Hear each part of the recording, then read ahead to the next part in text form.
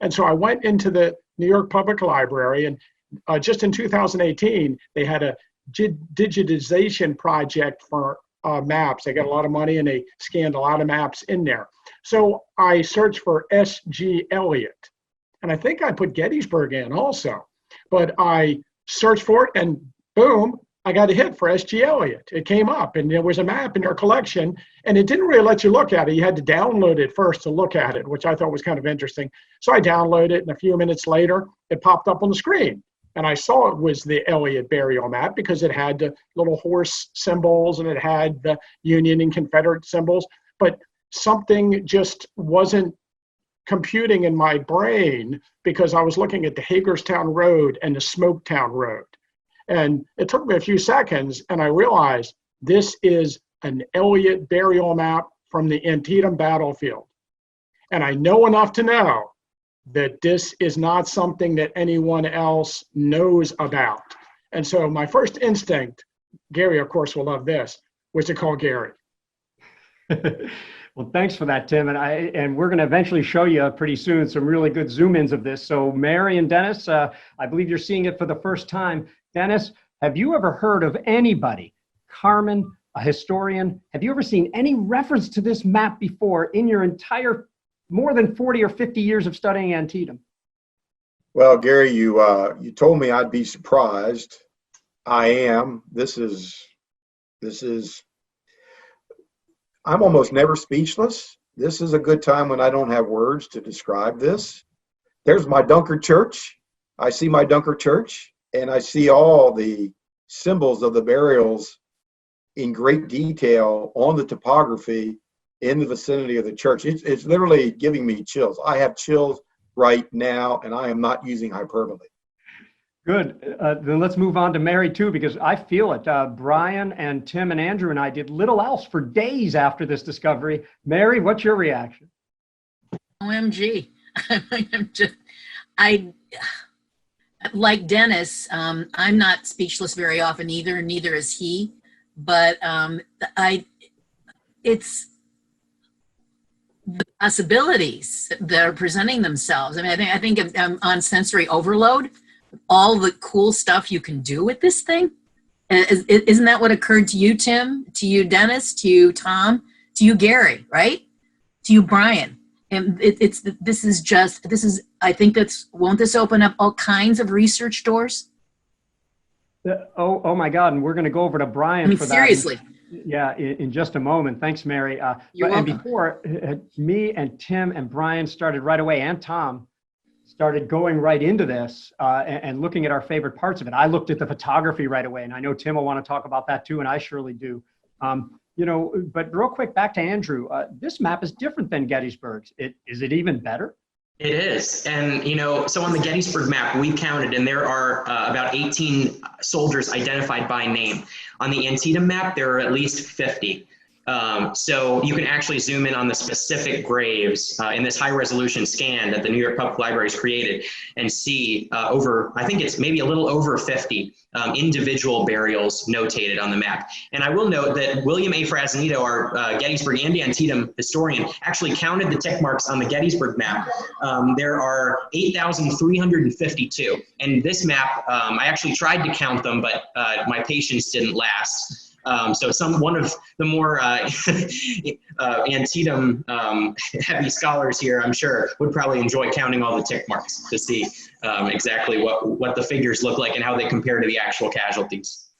One of the coolest things is that the names, the identified names, are actually in some cases those whose graves appear in Gardner's photographs. It's unbelievable, and they're right where they're supposed to be. So let me start, with Brian. Let's get into one specific. I know you're a West Woods fan, so maybe Chris can pull up the appropriate stuff and you could tell the story of one of the identified soldiers named Corman and maybe of a particular couple of units from New York and Massachusetts. As Tim mentioned, there are some areas where we know that Elliott got it right, and there are other areas that are kind of questionable. And you can imagine in the task of burying 5,000 soldiers and then going out and attempting to map that there will be some mistakes. And one of those that we picked up on was in the West Woods, O.L. Cornman, who is Oscar Corman and is listed as on the map 1st Maryland. Well, there was not a 1st Maryland U.S., and we can tell it is U.S. by the plus there. The slashes are Confederates, and the plus sign, cross sign is Union soldiers. So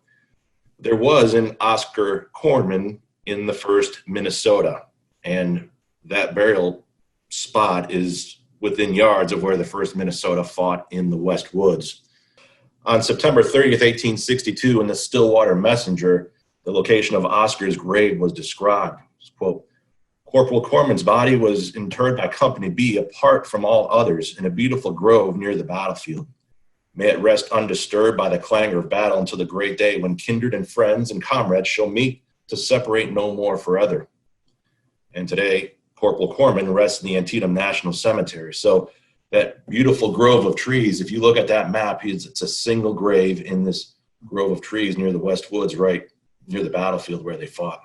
So being able to tie that description to the map is incredible. And just doing a little bit of research, figuring out that it wasn't 1st Maryland, but it is 1st Minnesota. So other areas, that one interesting thing to look at was the 15th Massachusetts. They incurred the most casualties for a regiment at Antietam. There were about 114 men killed in the West Woods in about 20 minutes of fighting.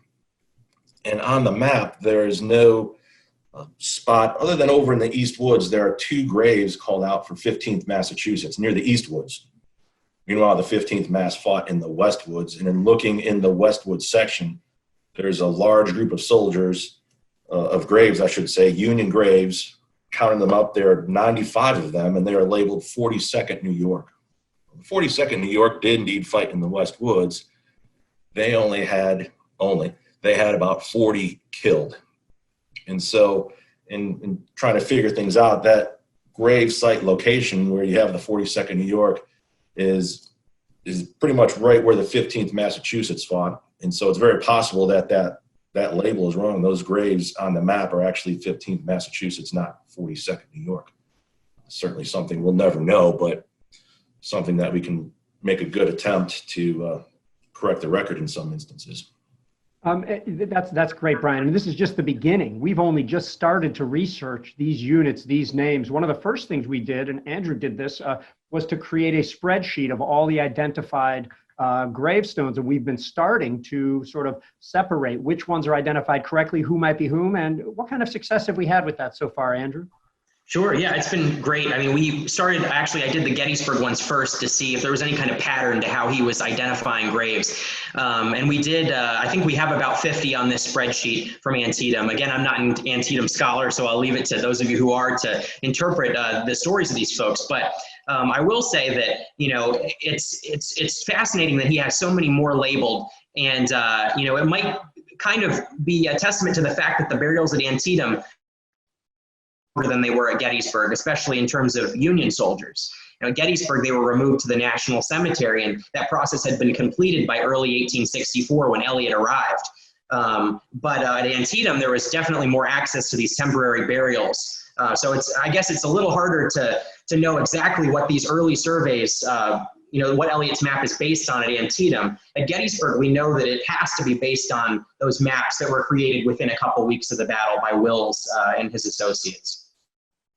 Good. And let me kick it over to Tim here. Thank you, Andrew, because I know you're a fan of some of not only this Gardner work, but some of what's going on in the West Woods too. You immediately latched onto something else going on in the West Woods, the discovery maybe of a farm we were unclear about, the location of and the burials of it, Tim?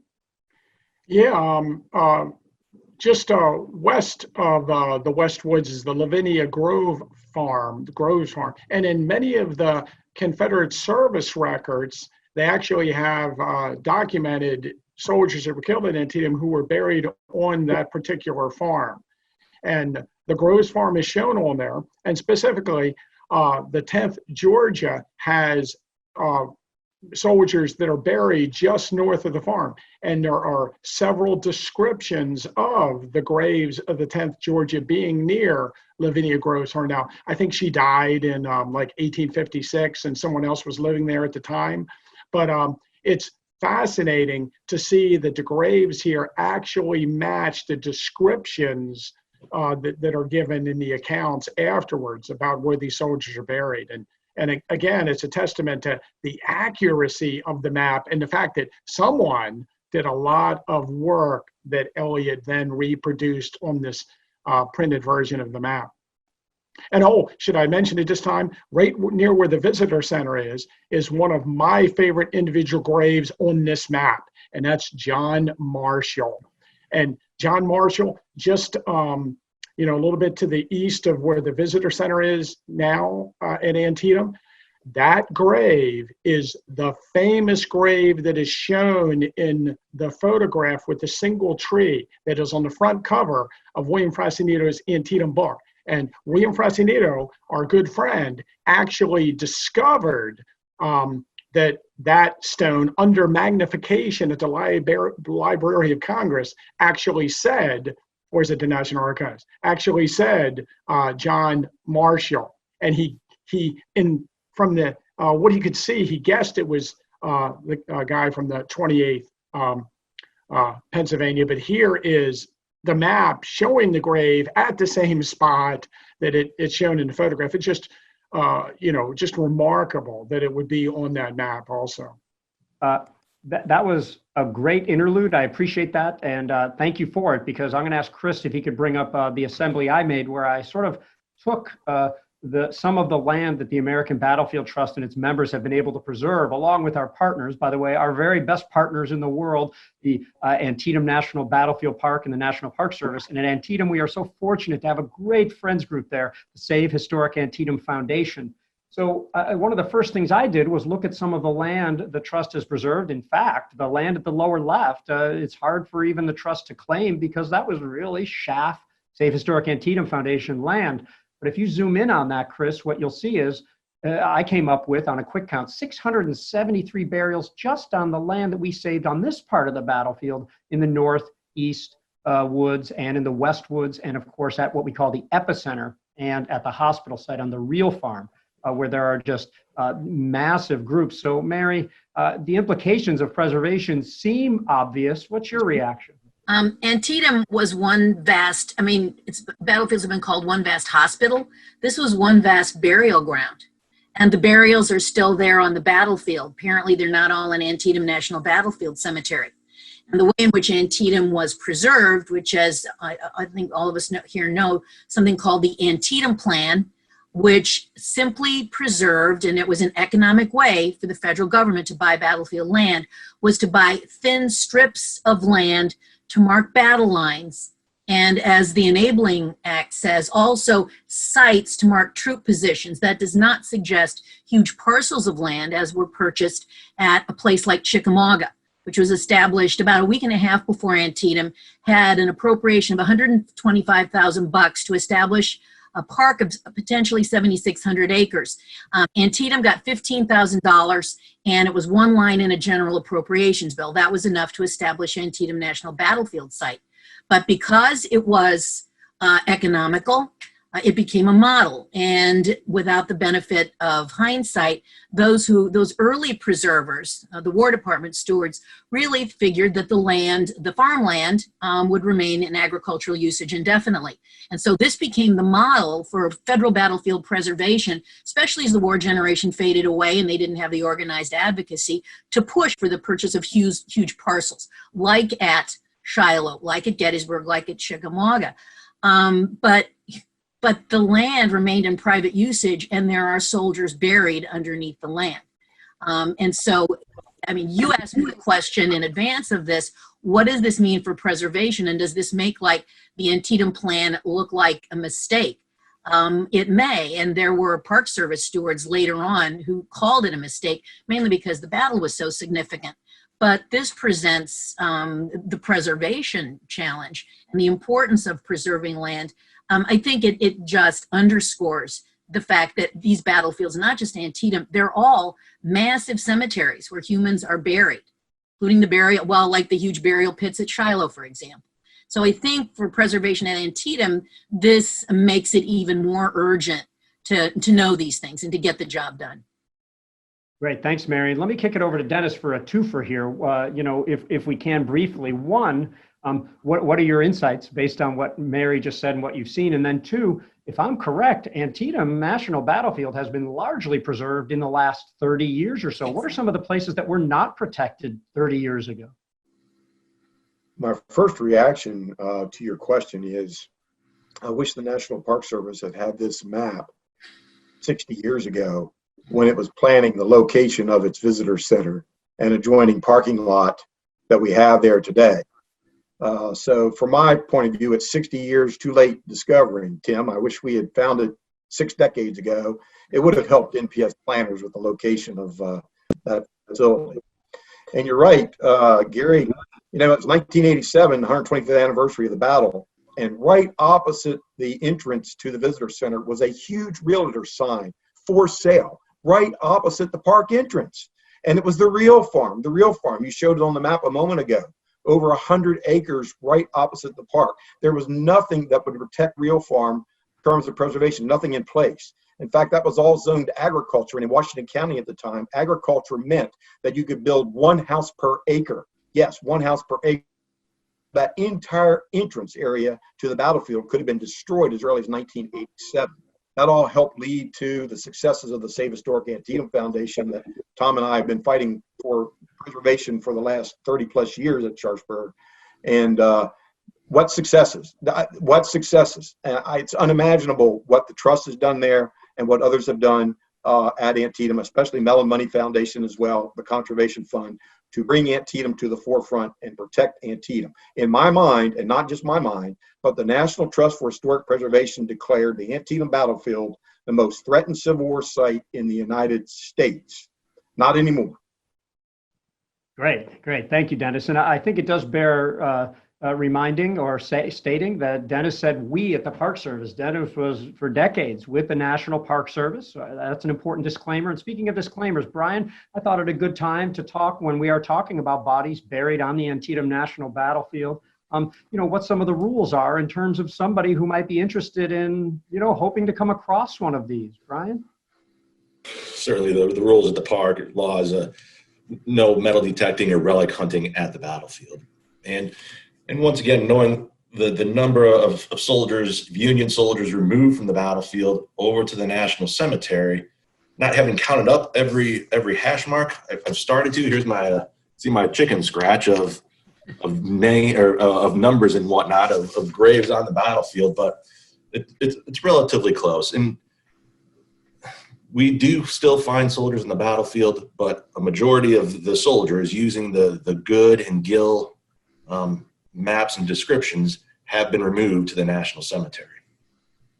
Excellent. Thank you so much. Now, I want to make sure that we talk more about our man Elliott. I do want to show the map a little bit more, but remember, we would have never come upon this discovery. We're not Andrew Dalton working on this guy, S.G. Elliott. So this guy, Elliott, he is an angel. Is that right, Andrew? Yeah, he's an interesting guy. It's actually, this was a complete accident. So I don't want people to think that this was the product of years of research. It was the product of about 2 days of poking around to find out who this guy was. But, it is clear, like I said, that, Elliott was in Washington, D.C. He was lobbying on behalf of the Oregon and California Railroad. Ultimately, the bill he was lobbying for failed, very possibly because he was out doing, projects like this to advance his own interests. And, what's interesting, I think, too, about these maps is that they're really made for commercial value. I mean, he's only labeling a very, very small fraction of the graves. So they're not meant to be used as some sort of guide for the families to locate remains. It's a commercial map. It's interesting then why it didn't sell much more than it did. But they're maps that he also, we know from the timeline, did not create himself. They're tracings clearly of earlier surveys. As Brian mentioned, at Antietam, there were a couple gentlemen doing surveys. At Gettysburg, we know the surveys were very early. And if you look at the maps and think about things like dead horses on the field, they couldn't have remained at either battlefield for more than, a few weeks to a month or two. And we know at Gettysburg, for instance, the horses were actually gathered together in piles and burned within a couple weeks of the battle.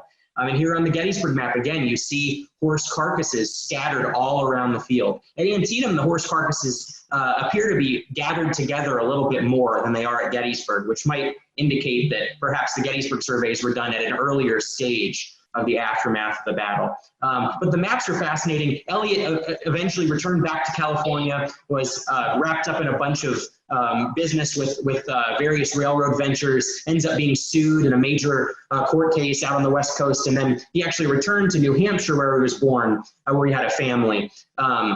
And kind of has a very notorious reputation among historians out on the West Coast. But to my knowledge, no one had ever connected his trip to the East Coast and these maps to his infamous record out in California. But we should be glad he did everything he did, because now we have this great resource. And we're going to start to wrap this up, but I want you to note that you can see in the comments the link to this incredible resource at the New York Public Library. Thank you, NYPL, for making this available for researchers and everybody. We have also put a link to a summary of the article, Andrew's S.G. Elliott article, on the American Battlefield Trust website. We're posting that as well, and we'll also post the link to Andrew's full article, which is on the website or blog of the Adams County Historical Society. So you'll be able to see these in the comments, and you can see it on your screen. And what you're going to see soon is the Trust and others, I'm sure, the blog Walking the West Woods and John Banks' Civil War blog are going to explore this map. We've already explored it along with Gardner's views enough to know that at the Burnside Bridge, you can see at least one soldier identified in the picture and on the map. And in the middle of what we call the epicenter, you can see a dead horse location and a dead Confederate lying alone, just like in Alexander Gardner's photograph. There are piles of hash marks along the Hagerstown Pike and whatnot. So, for everybody here who is really going to be using this map, Chris is showing the Burnside Bridge sort of connection right now. He is labeled by name. For everybody here that's going to be using it, and everybody out there, I can only say that we are lucky, fortunate, and grateful to have this new resource. I know Brian and the staff, the Antietam National Battlefield Park, will be using it in their interpretation and their restorative efforts. I know that's the case for the Trust, the American Battlefield Trust, and the Save Historic Antietam Foundation. So we're very lucky to have this new resource. And I want to thank you all for joining us today, the guests. I particularly want to thank everyone who is watching for watching and putting up with our making you wait a little bit to hear about the discovery.